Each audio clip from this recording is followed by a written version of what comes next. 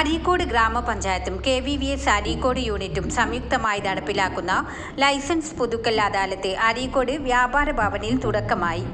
ശനിയാഴ്ച രാവിലെ മുതൽ അരീക്കോട് വ്യാപാര ഭവനിലാണ് അദാലത്തിന് തുടക്കമായത്. വ്യാപാരി വ്യവസായി ഏകോപന സമിതി അരീക്കോട് യൂണിറ്റ് ലൈസൻസ് പുതുക്കാൻ എത്തുന്നവർക്ക് എല്ലാ സഹായവുമായി സേവനം ചെയ്യുന്നുണ്ട്.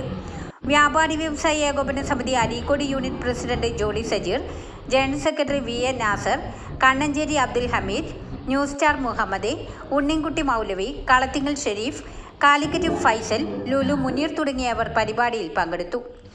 ഗ്രാമപഞ്ചായത്ത് അക്ഷയ ജീവനക്കാരുടെ മേൽനോട്ടത്തിൽ ലൈസൻസ് പുതുക്കൽ അദാലത്ത് തുടരുന്നു.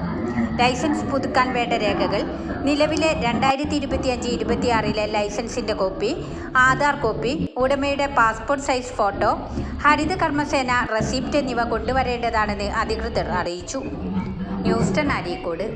വാർത്തകൾ നേരത്തെ അറിയാൻ ഫേസ്ബുക്ക് പേജ് ലൈക്ക് ചെയ്യൂ, ചാനൽ സബ്സ്ക്രൈബ് ചെയ്യൂ.